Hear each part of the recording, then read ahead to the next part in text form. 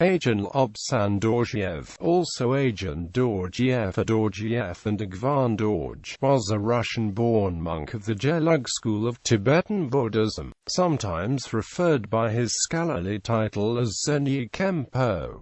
He was popularly known as the Sokpo Tsenshab Ngawang Lobsang to the Tibetans. He was a Khory Buryat born in the village of Khara-Shibir, not far from Ulan-Ude, east of Lake Baikal. He was a study partner and close associate of the 13th Dalai Lama, a minister of his government, and his diplomatic link with the Russian Empire. Among Tibetans, he earned a legendary status, while raising the British Empire's significant anxiety of Russian presence in Tibet at the final stage of the Great Game. He is also remembered for building the Buddhist temple of St. Petersburg in 1909 and signing the Tibet-in-Mongolia Treaty in 1913.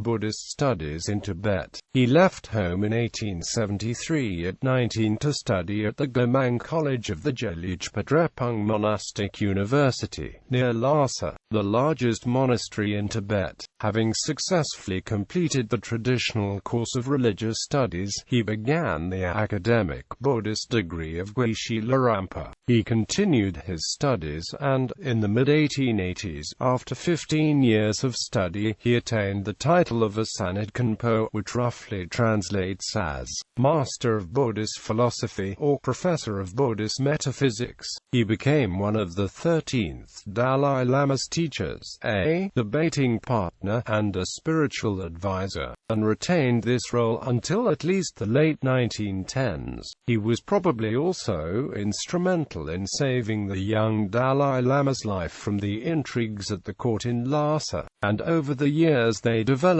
a very close and lasting relationship. One man in particular was to play an important role in building communications between Lhasa and the Russian Tsar. This was Tshenshab Ngawang Lobsang, a Mongolian monk who had graduated with high honors from the Gamang departments of Drepung Monastery, and who was one of the 7 dialectical instructors or sanshabs to the Dalai Lama, popularly known to the Tibetans as Tsenyi Khempo or Master of Dialectics. He became famed to both the British and the Russians by the simpler name of Dorjieff. Born in the Buryat region of the Mongolian territories that had in recent times been acquired by the Tsar, Dorjieff was therefore a Russian citizen.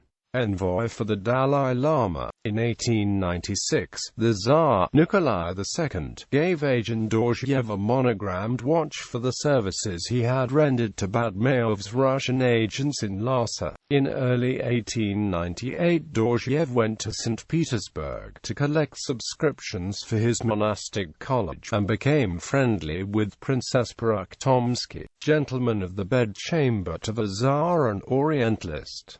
Dorjiev was presented to the Tsar. Dorjiev then went on to Paris and possibly London before returning to Lhasa. By the 1890s, Dorjiev had begun to spread the story that Russia was the mythical land of Shambhala to the north, that its Tsar might be the one to save Buddhism, and that the White Tsar was an emanation of White Tara, raising hopes that he would support Tibet and its religion. Dorjiev had suggested to the Tibetans that Russia seemed to be embracing Buddhist ideas since the recent advances into Mongolia and might prove a useful balance to British intrigues. In the spring of 1900, Dorjiev returned to Russia with 6 other representatives from Thubten Gyatso, the 13th Dalai Lama of Tibet. They traveled through India and met the Tsar at the Livadia Palace in Crimea. When they returned, they brought to Lhasa a supply of Russian arms and ammunition as well, paradoxically enough, as a magnificent set of Russian episcopal robes as a personal present for the Dalai Lama. In 1901, Thubten Chokinama, the 9th Panchen Lama, was visited by Agvan Dorzhiev. Although Dorjiev only stayed for 2 days at Tashilhunpo, he received some secret teachings from the Panchen Lama. as well as readings of the Prayer of Shambhala, written by Lobsang Palden Yesh, the 6th Panchen Lama, concerning the Buddhist kingdom of Shambhala, which were of great importance to Dorjiev's developing understanding of the Kalachakra tantric teachings. Chokinam also gave Dorjiev gifts including some golden statues. British suspicions. By 1903, both Lord Curzon, the Viceroy of India, and Francis Younghusband became wrongly convinced that Russia and Tibet had signed secret treaties threatening the security of British interests in India, and they suspected that Dorjiev was working for the Russian government, compounded by the closed nature of Tibet at the time. The fear of Russia drawing Tibet into the Great Game to control the routes across Asia was a reason for the British invasion of Tibet during 1903–4. Obviously, the Dalai Lama said the 13th Dalai Lama had a keen desire to establish relations with Russia, and I also think he was a little skeptical toward England at first. Then there was Dorjiev. To the English he was a spy, but in reality he was a good scholar and a sincere Buddhist monk who had great devotion to the 13th Dalai Lama. Quote, in early 1904 Dorjiev convinced the Dalai Lama to flee to Urga in Mongolia, some 2,500 kilometers north of Lhasa, where the Dalai Lama spent over a year giving teachings to the Mongolians. During the invasion there were rumors that Dorjiev was in charge of the arsenal at Lhasa and directing military operations from the Jiangsu Dezong. British troops captured several Russian-made burden rifles at Nagadsa Dezong and breech loaders at Shumakshenko, which heightened the suspicions of Russian involvement. These were never substantiated, and there is no evidence that Dorjiev was ever a Tsarist spy, although he had previously acted as a roving ambassador for the Dalai Lama in Russia, trying to gain support in the upper levels of Russian society. During the summer of 1912, he met the 13th Dalai Lama at Pheri Dezong and then accompanied him to the Samding monastery, before returning to Lhasa after his exile in India. The White Tsars as incarnations of White Tara. Since the days of Catherine II the Great, the Romanov rulers had been considered by Russian Lamists as the incarnation of White Tara, a female bodhisattva typically associated with Buddhist tantric practice and considered an emanation of Chenrezig, and the protectress of the Tibetan people. 1913 saw the great celebrations for the 300th anniversary of the House of Romanov. Dorjiev made speeches thanking the Tsar for his essential support for the Buddhist community in St. Petersburg. A Lama named Ulyanov published a book that same year attempting to prove that the Romanovs were directly descended from Sikandra, a legendary king of Shambhala. The Japanese monk Ekai Kawiguchi traveled in Tibet from July 4, 1900 to June 15,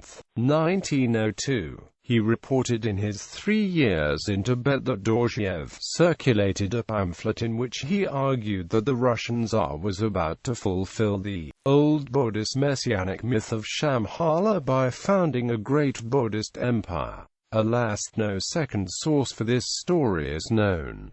The Vajendra script. Dorjiev created a script for writing the Buryat language, which he called the Vajendra script after the Sanskrit version of his name. St. Petersburg Tibetan Temple. In 1909 Dorjiev got permission from the Tsar to build a large and substantial Buddhist Datsuna temple in St. Petersburg. The Tibet-Mongolia Treaty of 1913.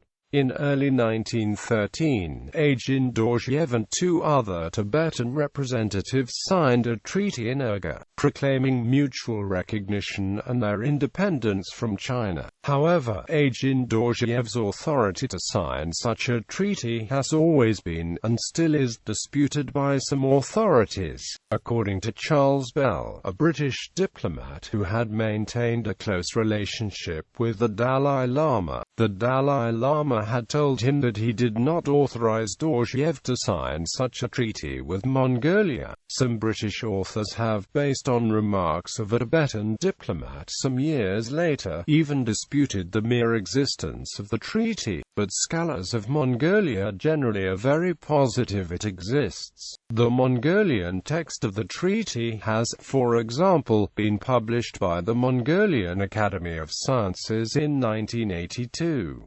John Snelling says, though sometimes doubted, this Tibetan-Mongolia treaty certainly existed. It was signed on the 29th of December 1912 by Dorjiev and two Tibetans on behalf of the Dalai Lama, and by two Mongolians for the Jetsundam Bakutuktu.